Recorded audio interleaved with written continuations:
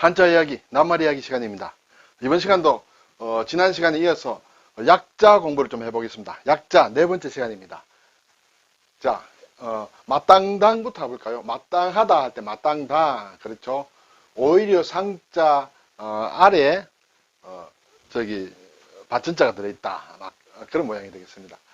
그래서 이것은 여러 가지 뜻으로 쓰이는데 해당한다 또는 마땅하다 또는 이것 그런 뜻으로도 쓰이고 또 저당을 잡힌다 그런 의미로도 쓰이는데 우선 낱말부터 볼까요? 해당한다 또 당시 그때 당시 그렇죠? 또 마땅하다고 하면 정당하다 부당하다 이런 경우에도 쓰고 사실 용례가 많이 있습니다만 몇 개만 가지다 보니까 낱말 다 커버할 수가 없습니다. 그리고 우리 또는 이것 할 때도 씁니다. 당점, 우리 가게, 그렇죠? 당점, 우리 가게. 귀점, 귀사 하면 이제 상대방을 높여서 부르죠. 당사, 그렇죠? 당사. 그리고 저당 잡힌다 할 때도 씁니다. 그렇죠? 저당이다, 근저당이다, 또는 전당 잡힌다, 전당포 할 때 이것은 저당 잡힌다는 뜻이다. 자, 약자는 이제 신자체와 간체자가 다 같습니다. 그렇죠? 네. 윗부분에 오히려 상자의 윗부분에 이 부분이 남아있다. 자, 이 글자를 보면 이 부분이 다 이렇게 이 안에 들어가죠. 들어가는데 이러한 속자로 이렇게 쓰는 경우도 있습니다. 이게 위에는 지금 이렇게 되어 있는데 이 아래에는 지금 작은 소자 모양 비슷하게 되어 있죠. 그리고 이 모양을 쓰기도 하고 그리고 이 획이 이쪽을 좀 나오는 그러한 이런 글자를 쓰기도 한다. 그것은 속자로 쓴다. 대부분 약자 내지는 신자체 형태를 쓰고 있다. 이렇게 보면 되겠습니다. 자, 이제 무리당이다. 무리를 짓는다. 또는 정당이라고 할 때 글자예요. 위에 이제 오히려 상자에 해당하는 글자가 있습니다. 그렇죠? 그리고 아래에는 금을 흑자다. 이것이 이제 무리당입니다. 여기에서 약자와 신자체 또 간체자가 다 같다. 네, 여기에서 결국은 오히려 상자가 남았고 아래에 어진 사람인이 갖다 붙인 형태다. 이렇게 볼 수가 있겠죠. 네. 자, 무리로 썼을 때는 의미를 할 때는 잔당이다. 남은 무리다. 그렇죠? 또는 도당이다. 어떤 같은 패거리를 얘기한다. 도당이다. 불한당이다. 그렇죠? 불한은 땀을 뜻하죠. 땀 흘리지 않고 이렇게 사는 무리들이다. 그렇죠. 생산적인 일을 못하고 남을 괴롭히고 사는 그런 사람을 불한당이라고 한다. 그리고 정당이라고 할 때 우리가 많이 씁니다. 그렇죠. 정당 또는 여당, 야당, 해당, 출당 이런 글자들을 많이 쓰죠. 네. 대할 대자도 글자가 복잡합니다. 대할 대자 복잡한데 약자와 신자체는 같은데 간체자는 좀 다르다. 어떻게 다르냐? 네. 정자에 대해서 왼쪽 부분, 네. 오른쪽에 마디초는 그대로 나오는데 이 부분이 걸을문자다. 걸을문, 그렇죠? 걸을문이고 마디초는 그대로 있다. 자, 간체자는 보니까 걸을문자가 아니고요. 또우자 모양이다. 그렇죠? 또우자에 마디촌이다. 이렇게 되겠습니다. 대한다 하는 것은 여기도 여러 뜻이 있겠습니다만 크게 보면 대한다, 마주본다 이렇게 되겠죠. 마주보니까 또 비교한다 그런 의미로 쓰이기도 합니다. 대결한다, 그렇죠. 또 대항한다, 대립한다, 대응한다 또는 응대한다 이런 여러 가지 낱말을 만들고 비교한다는 것을 보면 대비한다, 서로 비교하는 것, 대조한다, 그렇죠. 또 절대 상대 할 때 이것은 비교한다는 뜻도 되고 또 짝이라는 뜻입니다. 비교하기 위해서는 짝이 있어야 된다. 그렇죠? 절대는 절은 없다는 뜻이에요. 대는 짝으로 생각하면 됩니다. 또는 비교라고 생각해야 되겠죠. 비교할 짝이 없다.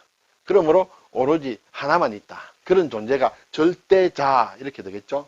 상대는 절대와 또 상대되는 짝이 있는 그런 상황을 얘기한다. 큰 덕자 볼까요? 큰 덕자. 네. 큰 덕자는 약자와 신자체는 같은데 중국의 간체자는 별도로 없고 우리 정자하고 똑같다. 그렇죠? 네. 여기에서는 약자와 신자체에서는 여기 한일자가 빠졌다. 이렇게 되죠. 네. 여기에서는 이게 눈목입니다. 그렇죠? 눈목. 네. 눈목 일반적으로는 우리가 세워서 씁니다만 원래 눈은 이제 옆으로 있는 거죠. 네. 그래서 덕이다, 도덕이다. 크다는 의미로는 별로 새기는 낱말이 별로 없는 것 같습니다. 그래서 도덕, 덕성, 덕행, 덕목, 또 공덕이다, 인덕이다. 이런 의미로 많이 쓰는 글자가 되겠습니다. 그림도, 네, 그림도는 정자는 상당히 복잡하죠. 그리고 약자와 신자체는 이제 같고 간체자는 이 안에 부분이 다르다. 네. 정자를 쓰는 방법을 제가 예전에 한 말씀드린 적이 있는데 이 큰 애운단 몸 안에 이제 그렇죠.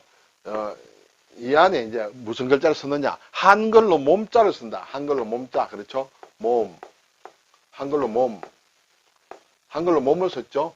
몸을 쓰고 안에 네모 하나만 더 넣으면 된다. 그러고 말합니다. 이것이 그림도다.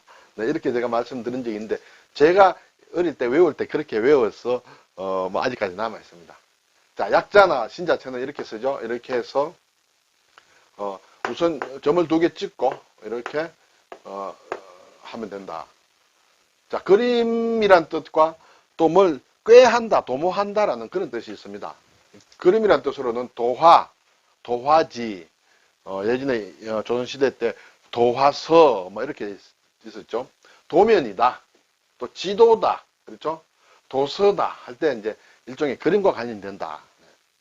꾀한다 할 때는 의도, 어떤 의도를 가지고 있느냐, 무엇을 하기 위해서 무엇을 꾀하기 위한 뜻이다. 그렇죠?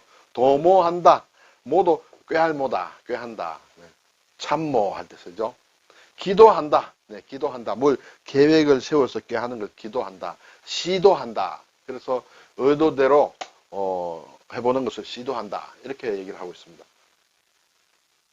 읽을독, 네, 읽을독은 약자가 요거는 조금 독특한 글자가 되죠. 네, 이렇게 해서 말씀은에 선비사는 그대로 옵니다. 그렇죠? 선비사는 그대로 오고 덮을 멱자가 되고 이렇게 어진 사람인 이렇게 돼서 읽을독이다. 간체자는 굉장히 복잡합니다. 간체자에서는 말씀은자는 다 이렇게 바뀌죠. 바뀌고 윗부분하고 아랫부분에 이것은 이제 머리 두자의 간체자예요. 이것이 같이 섞여 있다. 네. 중국말이나 배우지 않으실 분은 막 크게 신경 쓰지 않아도 되겠습니다만 이런 글자 한 번 정도 구경하고 가자 이렇게 되겠습니다. 네. 주로 읽는다는 뜻이죠. 그럴 때는 독으로 소리가 납니다. 그렇지만 구절을 얘기할 때는 두자로 읽는다. 두. 자, 읽는다는 의미로는 독서를 한다 또는 구독을 한다. 그렇죠? 독자, 해독, 독해 뭐 여러 가지 낱말을 많이 만듭니다. 구절이란 뜻으로는 구두, 그렇죠? 구와 구 같은 걸 얘기한다. 문장 속에서. 그래서 또 구두점이라는 이제 그런 낱말도 우리가 씁니다. 이두라고 할 때도 이것은 독으로 읽지 않고 두로 읽는다. 홀로독, 네, 홀로독자도 상당히 복잡한데 오른쪽에 이것이 이제 촉을 얘기합니다. 그렇죠? 촉나라, 촉. 왼쪽에 큰 개다. 큰 개변이 있고 그리고 촉나라 촉 안에 있는 이 안에 있는 벌레 충자만 독립을 시켰다. 그래서 우리 약자나 신자체나 간체자는 다 같다. 지난 시간도 그랬습니다만 우리 약자와 신자체는 거의 같다. 거의 같다. 간체자는 같은 경우도 있고 좀 다른 경우도 있다. 이렇게 되죠. 홀로 하면 이제 홀로라는 뜻으로 독립한다. 홀로 선다. 그렇죠? 독신이다. 혼자 몸이다. 고독이다. 고독. 고독이라 할 때는 고라는 것은 사실은 부모가 없는 아이를 얘기합니다. 그걸 고라. 그래서 고아라는 얘기를 하죠. 독이라는 것은 자식이 없는 어버이를 얘기합니다. 자식이 없는 어버이. 그래서 합쳐서 고독이라고 한다. 독창이다. 뭐 여러 가지 많이 합니다. 그런데 여기에서 이제 홀로라는 뜻을 가지고 있다는 것은 남과 좀 다르다. 뭐 그런 의미로 해석되는 그런 낱말이 있습니다. 독단이다. 독단은 물론 혼자 내리는 결단이다 할 수도 있겠지만은 단순히 혼자라고 보다 내가 잘났어. 내가 남과 달라. 나의 스타일로 할 거야 하는 그런 의미가 더 들어있다. 그렇죠? 네. 네, 여기 독창은, 위에 독창과는 좀 다르죠. 네, 이것도 독창적이다 하면, 독은 내 혼자서 뭔가 창조했다는 것보다는 남과 다른 것을 만들어낸다. 그렇죠. 그래서 남과 다르다는 의미가 있다. 독창적 할 때는. 독선이다. 독선. 내만 선하다. 그렇죠. 나만 선하다. 나는 남과 달라. 하는 그런 의미다. 독존. 유아독존이다. 예, 유아독존. 나만 오직, 존귀함을 받아야 된다. 하는 그런 의미다. 그래서 홀로 독도 이렇게 뜻을 새길 때 홀로, 혼자 이렇게만 새기면 조금 잘 통하지 않는 그런 경우가 있다. 즐길락. 네, 즐길락은 세 가지의 뜻과 발음이 있죠. 즐긴다, 음악이다. 이럴 때는 락으로 한다. 즐길 때는 락으로 한다. 풍류할 때, 음악 같은 거 얘기할 때는 주로 이것도 락이다. 네. 그리고 좋아한다 할 때는 요라고 한다. 그렇죠? 네. 자, 글자를 보게 되면 이 양쪽에 이제 시를 뜻하는 글자가 있다. 작은 요자가 있다. 이 시를 뜻하는 글자가 이렇게 점과 삐침 같은 것으로 바뀌었다. 이렇게 되죠. 그래서 약자와 신자체는 같다. 간체자는 또 다르다. 간체자는 글자 이렇게 길게 삐치고 그리고 이렇게 둘, 그렇죠? 셋, 넷, 다섯 회 글자다. 풍류다, 음악이다 뜻할 때는 음악, 성악이다, 기악이다, 악곡이다, 여러 가지 악과 관련된 낱말이 있습니다. 즐긴다 할 때는 이제 쾌락이다, 그렇죠? 활락이다, 극락이다, 여러 가지 있겠습니다.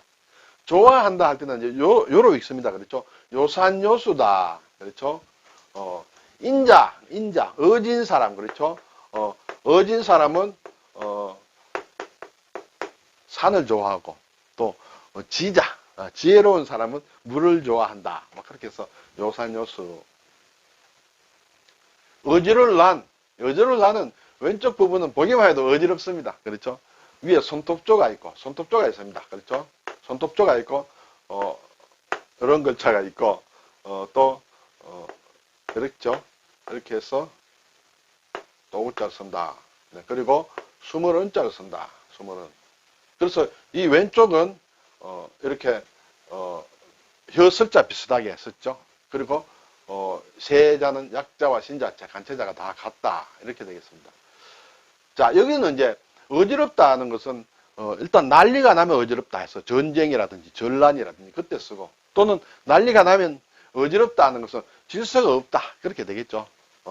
난리라고 할 때는 전란이다, 임진왜란, 외란이다, 반란이다, 내란이다, 6.25 동란이다. 그렇습니다. 그렇죠? 질서가 없다 할 때는 혼란이다. 혼란.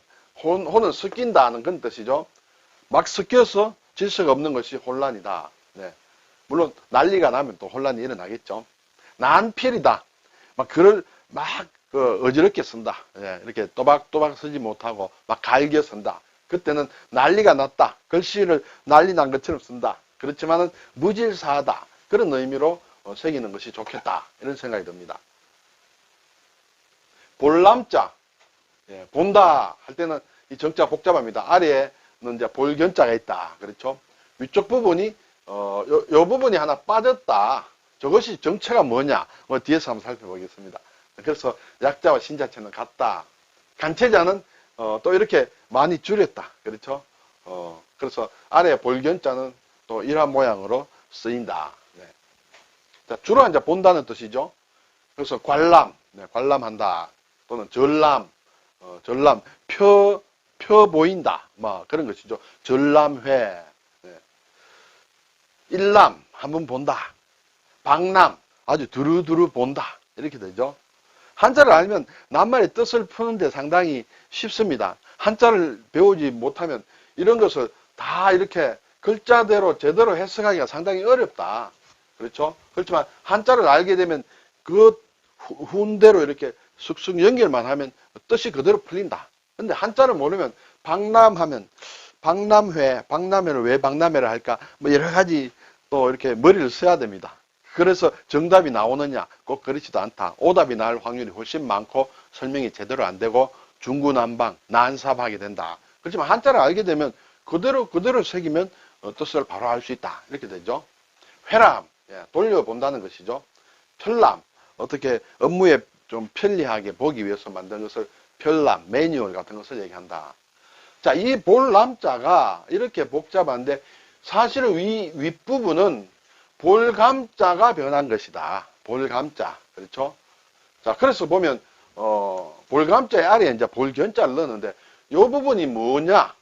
요 부분은 사실은 그런명이다. 그런명. 그런명은, 이렇게 쓰죠? 이렇게 쓰는데, 이쪽 부분을 다 이렇게 없애고, 눈목자 같은 것을 만들어가 요 위에 올렸다.